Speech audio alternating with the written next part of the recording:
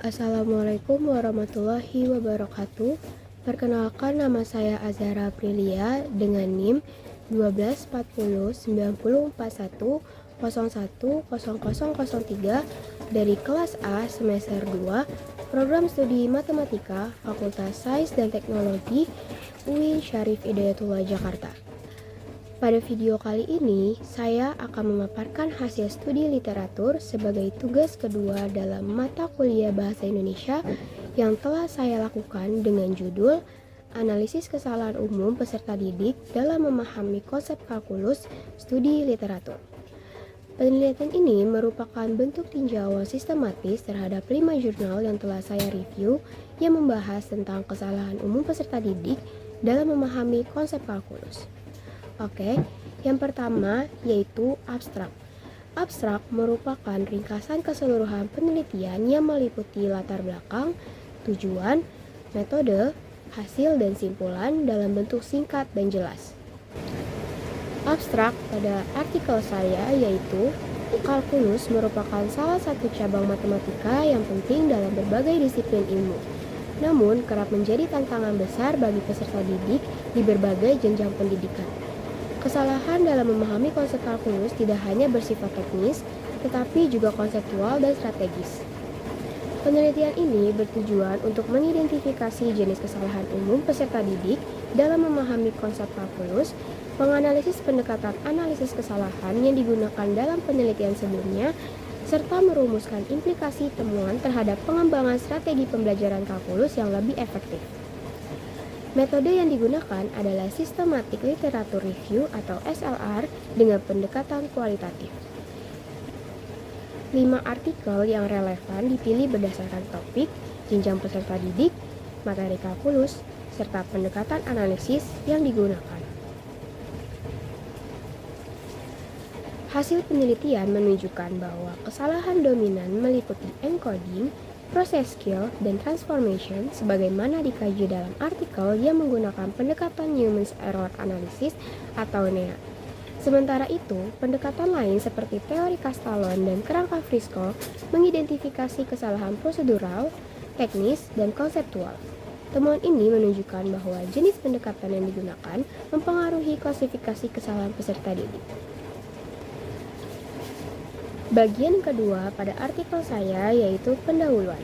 Pada artikel ini, pendahuluan terdiri dari latar belakang, rumusan masalah, tujuan penelitian, dan konsep teori. Yang pertama yaitu ada latar belakang. Kalkulus merupakan cabang matematika yang penting dalam ilmu fisika, teknik, ekonomi, dan komputer. Konsepnya yang abstrak menyebabkan kesulitan bagi siswa dan mahasiswa. Kesalahan yang terjadi tidak hanya teknis seperti salah hitung, tetapi juga konseptual dan strategis. Berbagai penelitian menunjukkan adanya kesalahan umum seperti salah memahami soal, kesalahan prosedural, hingga representasi matematis yang keliru. Rumusan masalah pada artikel ini terdiri dari 3. Yang pertama yaitu apa saja jenis kesalahan umum peserta didik dalam memahami konsep kalkulus. Yang kedua, bagaimana pendekatan analisis kesalahan digunakan dalam penelitian sebelumnya.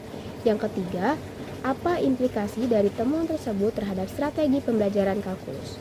Sedangkan tujuan dari penelitian ini yaitu untuk mengidentifikasi dan menganalisis kesalahan umum peserta didik dalam memahami konsep kalkulus berdasarkan 5 artikel ilmiah yang telah dipilih dan direview secara sistematis.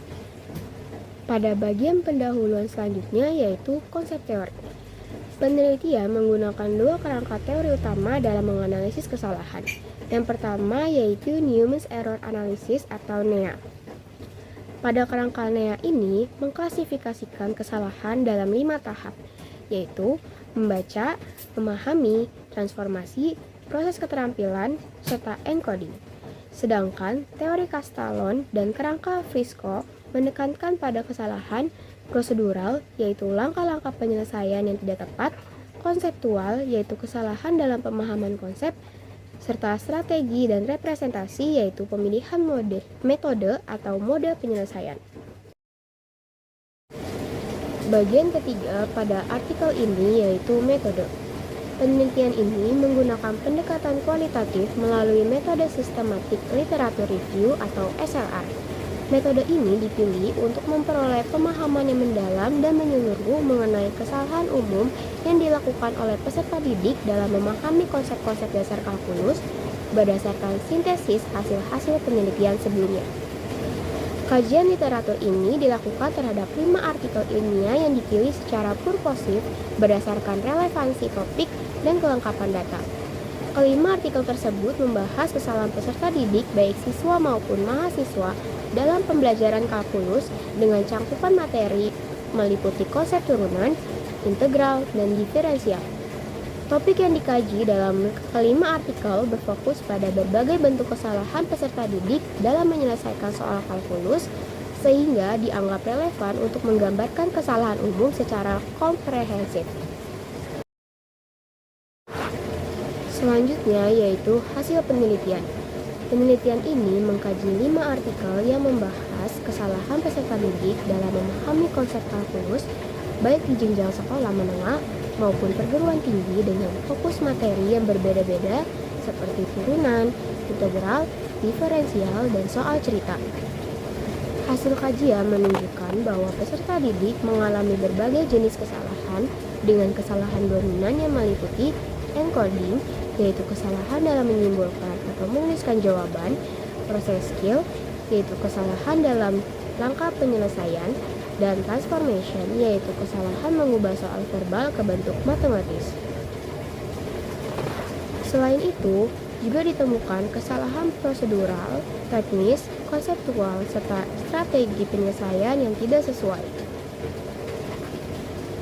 Jenis-jenis kesalahan ini sangat dipengaruhi oleh pendekatan analisis yang digunakan dalam masing-masing artikel. Artikel yang menggunakan kerangka Newman's Error Analysis atau NEA cenderung mengidentifikasi kesalahan pada aspek encoding, proses skill, dan transformation. Sementara itu, pendekatan teori Castellon lebih menekankan pada kesalahan prosedural dan teknikal, dan kerangka Frisco dari analisis berpikir kritis mengungkapkan adanya kesulitan dalam strategi penyelesaian, representasi matematis, dan pemahaman konsep secara mendalam.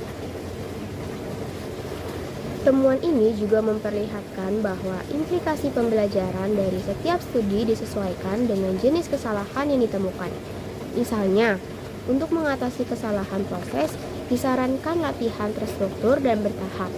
Untuk kesalahan encoding, diperlukan pemberian scaffolding, sedangkan untuk kesalahan konseptual dan strategis, dibutuhkan pendekatan pembelajaran berbasis berpikir kritis dan relatif. Dengan demikian, hasil penelitian ini menegaskan pentingnya penyesuaian strategi pembelajaran kalkulus dengan karakteristik kesalahan yang dialami peserta didik. Bagian kelima pada artikel ini yaitu pembahasan.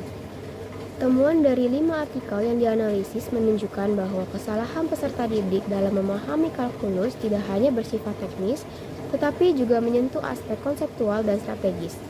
Pendekatan analisis yang digunakan berpengaruh terhadap jenis kesalahan yang teridentifikasi, yaitu NEA, menyoroti kesalahan encoding, proses skill, dan transformation. Teori Castellon menekankan kesalahan prosedural dan teknikal, sedangkan Frisco mengungkapkan kelemahan dalam berpikir kritis dan strategi penyelesaian. Setiap pendekatan memberi fokus berbeda, sehingga pemahaman menyeluruh tentang kesalahan peserta didik menjadi lebih tajam. Strategi pembelajaran pun harus disesuaikan. Scaffolding untuk kesalahan bertahap, pengetahuan konsep untuk kesalahan konseptual, dan pembelajaran reflektif untuk kesalahan strategi. Kesimpulan dari artikel ini yaitu, berdasarkan kajian terhadap 5 artikel ilmiah, dapat disimpulkan bahwa peserta didik baik di jenjang sekolah maupun perguruan tinggi mengalami berbagai jenis kesalahan dalam memahami konsep kalkulus. Kesalahan yang paling dominan meliputi encoding, proses skill, transformation, serta kesalahan prosedural dan konseptual. Jenis kesalahan ini berbeda-beda tergantung pada materi kalkulus yang dipelajari dan pendekatan analisis yang digunakan. Hasil kajian ini menunjukkan bahwa strategi pembelajaran harus disesuaikan dengan jenis kesalahan yang dialami peserta didik. Dengan demikian, simpulan dari studi ini mendukung pentingnya analisis kesalahan dalam pembelajaran kalkulus sebagai dasar untuk merancang pendekatan pengajaran yang lebih efektif, terarah, dan sesuai dengan kebutuhan peserta didik. Selanjutnya yaitu research gap. Pada artikel ini terdiri dari 3 research gap. Yang pertama yaitu sebagian besar penelitian hanya berfokus pada satu jenis materi kalkulus, sehingga belum memberikan gambaran komprehensif tentang kesalahan dalam keseluruhan materi kalkulus. Yang kedua, subjek penelitian belum lintas jenjang pendidikan. Banyak studi hanya berfokus pada satu jenjang, misalnya hanya siswa ataupun hanya mahasiswa, sehingga belum terlihat bagaimana kesalahan berkembang atau berbeda di setiap tingkat pendidikan. Dan yang ketiga, belum ada sintesis lintas pendekatan analisis kesalahan, yaitu penelitian sebelumnya menggunakan pendekatan yang berbeda-beda seperti Nea, Castalon, Frisco, tetapi belum ada studi yang membandingkan atau menyatukan hasil-hasil tersebut untuk melihat pola-pola kesalahan dari sudut pandang teori yang beragam. Sedangkan novelty pada artikel ini terdiri sebanyak 2, yaitu yang pertama, artikel ini menyajikan sintesis terhadap 5 studi yang membahas kesalahan peserta didik dalam memahami konsep kalkulus dan subjek dari jenjang pendidikan yang berbeda. Yang kedua, penelitian ini membandingkan penerapan berbagai kerangka analisis kesalahan, yaitu kesalahan seperti Newman's Error Analysis, teori Castalon, dan kerangka Frisco atau berpikir kritis. Sintesis semacam ini belum banyak ditemukan dalam studi-studi terdahulu. Dan bagian terakhir pada artikel ini yaitu daftar pustaka. Di sini saya memiliki 10 referensi, yang dimana 5 referensi berasal dari 5 jurnal yang telah saya review pada tugas pertama, dan 5 referensi lainnya merupakan tambahan yang dapat mendukung kalimat yang saya buat. Sekian pemaparan isi artikel saya. Selanjutnya adalah cara bagaimana saya menggunakan Mendeley. Sebelum menggunakan Mendeley, kita harus menghubungkan Mendeley terlebih dahulu dengan Word sampai terdapat Open Mendeley pada bagian Preference. Lalu, sebelum ke daftar pustaka, kita buat citasinya terlebih dahulu. Yang pertama, pilih kalimat yang ingin disitasi lalu pilih Insert Citation hingga muncul seperti ini. Yang kedua, pilih Go to Mendeley. Yang ketiga, di Mendeley pastikan sudah mengupload file jurnal yang akan jadi referensi dengan data yang lengkap. Yang keempat, pilih file jurnal yang sesuai dengan kalimat yang dipilih untuk dikutip sebelumnya. Lalu, klik Cite dan akan muncul nama author dan tahunnya dengan menyesuaikan style APA. Yang kelima, setelah membuat citasi, lalu masukkan ke daftar pustaka. Untuk daftar pustaka, hanya perlu klik Insert Bibliography, maka setelah itu akan muncul urutan daftar pustaka dengan susunan sesuai abjad.